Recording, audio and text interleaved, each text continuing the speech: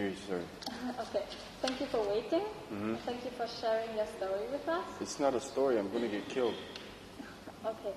But so that we can react to it better, would be great if you could send us written down chronologically what happened to you, when did it happen to you, so that we can conclude what we can do for you. Right. The one thing I would say to you is, yes. So I'm from Toronto, which is a big city, yes? When I was in Munich, Toronto's a lot bigger than Munich, right? I've never been marched to an ATM and put money in their pocket.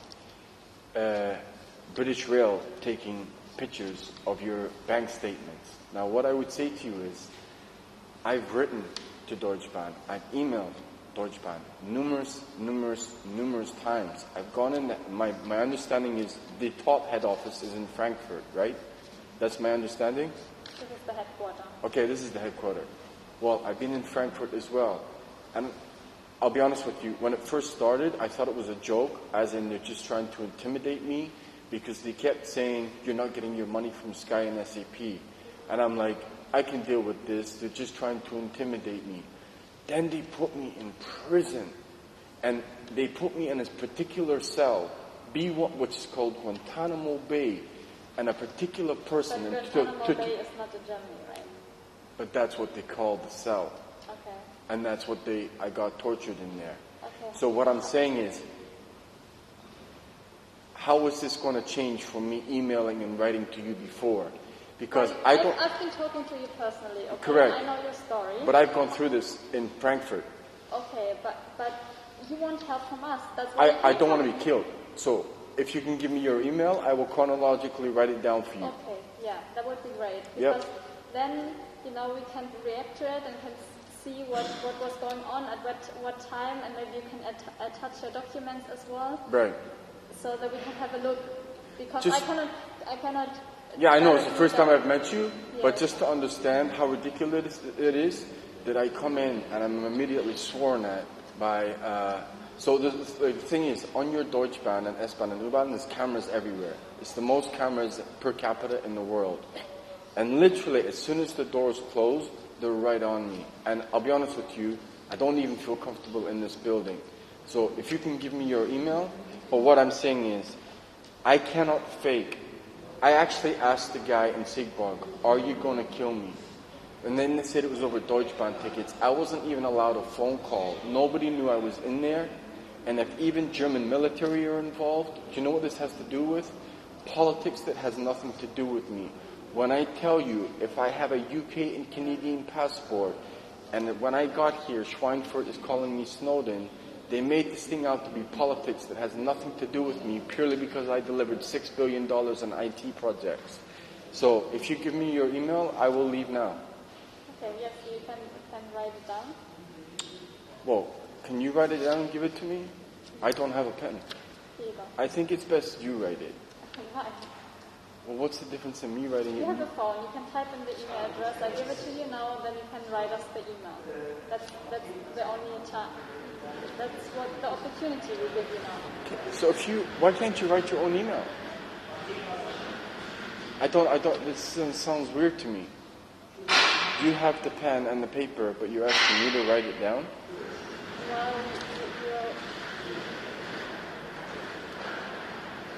you want to write us an email, so if I write it on my paper, I'm already taking your notes down, Yes, so but I can't write it on that. That's a legal document. No, but you can type it into your phone, can't you? I would rather have it on a piece of paper, to be honest with you. Because then, if I type it in my phone and it's not the right email, thank you.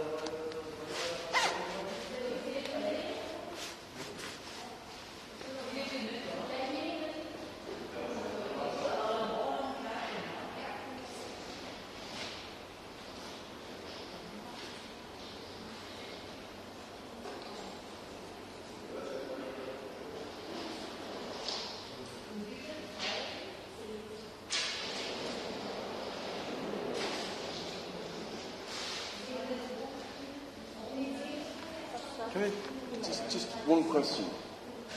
See now, this is what terrifies me, yes? Is that you have a pen, you obviously have a name, but you won't tell me. You won't physically write it down, and yet you've got someone else to write it down, so I don't have your handwriting. That's a generic email. Yeah, but I'm sitting behind it, you know. Do you know how many times I've written to that particular email address? Well, I don't know anything about it. I don't think... Okay, so can I address it to you?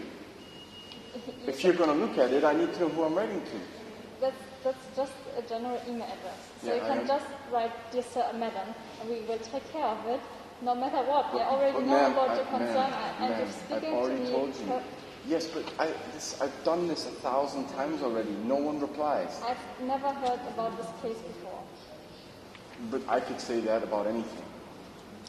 I'm also not I there could say the always in Holocaust office. never I'm happened. also It not just always in the depends, office. right? Okay. Why won't you give me your name? I don't need your first name, just Frau whatever.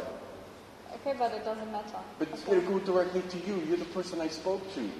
This is a generic mailbox. Yeah, my manager knows about it and everything. Everyone will know about it. No. So you're not willing to give me your name? No. And that's all I need to know about it. You're not going to deal with it. If you're not going to... If you're going to deal with it, you can write it. But why won't you give me your name? I give you the chance to... Why can't you give me your name? I don't need to know your first name. Frau, whatever. I've written to this email address about 1,000 times. No one ever responded. Write it today, I will have a look at it. But I could leave it and you might do nothing. We're not doing nothing. We're helping you, okay? But how and you can write us the email address. Why don't you give me your last I name? can offer you. So you actually got him to write it. You won't even physically write it when you're holding a pen. You're not going to